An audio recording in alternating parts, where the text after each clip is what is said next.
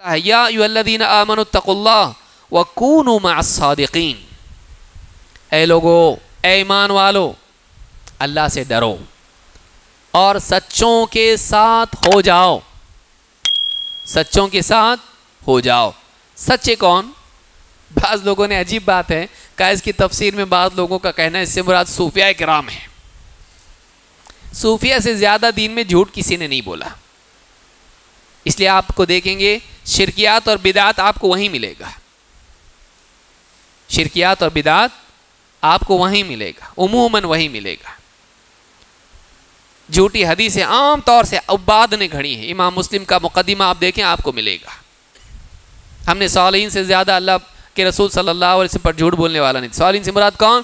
بھولے بھالے عبادت کرنے والے، بھولے بھالے صرف عبادت کرنے والے، علم سے کوئی رشتہ نہیں، لوگوں کو ترغیب دینے کے لیے جھوٹ بولا۔ صادقین سے مراد صوفیہ نہیں ہے۔ صادقین سے مراد کون ہے؟ عبداللہ ابن عمر رضی اللہ تعالیٰ عنہ فرماتے ہیں، عبداللہ ابن عمر صحابی ہیں، حضرت عمر کے بیٹے، کہتے ہیں اتقوا اللہ وکونوا مع الصادقین مع محمد صلی اللہ علیہ وسلم واصحابہ۔ اس سے مراد کون ہے؟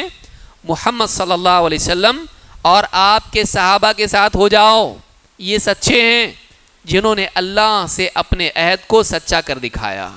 الصادق الامین تو مشرکین بھی آپ کو مانتے تھے، اور صادق اپنے اولئک هم الصدیقون یا صادقون، یہ سچے لوگ ہیں جنہوں نے اللہ سے جو عہد کیا تھا اس کو پورا کر دیا۔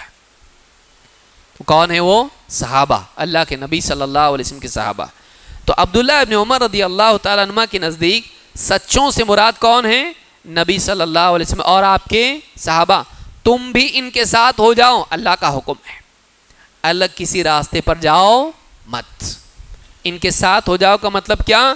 دنیا میں راستے کے اعتبار سے ان کے ساتھ ہو جاؤ تاکہ آخرت میں انجام کے اعتبار سے ان کے ساتھ ہو جاؤ۔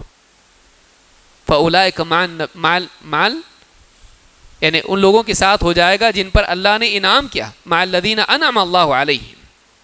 تو دنیا میں اگر ان کے راستے کی پیروی کی تو آخرت میں منزل میں بھی ان کے ساتھ ہوگا، چونکہ راستے میں ان کے ساتھ تھا، راستے میں الگ اور منزل میں ان کے ساتھ نہیں۔ اگر منزل جو ان کی تھی اس منزل تک تجھ کو پہنچنا ہے تو راستہ بھی انہی کا اپنانا پڑے گا۔ کیوں؟ اس لیے کہ ہمارا یہ مطلب بولنا نہیں ہے کہ راستے کئی ہیں لیکن منزل ایک ہے، نہیں، منزل بھی ایک ہے اور راستہ بھی ایک۔ کعبہ کے لیے کئی راستے ہو سکتے ہیں، ادھر سے آیا، ادھر سے آیا، لملم سے آیا، میقات الگ الگ بولتے ہیں نا لوگ، بولے میقات کتنے سارے ہیں، کعبہ کو کہیں سے بھی جا سکتے، ہاں کعبہ تک پہنچنے کے لیے کہیں سے بھی جا سکتے ہیں، لیکن جنت تک پہنچنے کے لیے ایک ہی راستہ ہے۔ اگر کئی راستے ہوتے تو اللہ اس کی بھی دعا سکھاتا ہے، اہدنا الصراط المستقیم، ایک ہی راستہ ہے جس کا نام کیا ہے؟ صراط مستقیم۔ کیا صحابہ اس راستے پہ نہیں چلے، دوسرے کوئی راستے پہ چلتے تھے؟ نبی صلی اللہ علیہ وسلم کسی اور راستے پر چلتے تھے؟ یہ وہی راستہ ہے جو رسول اکرم صلی اللہ علیہ وسلم اور صحابہ کا راستہ ہے۔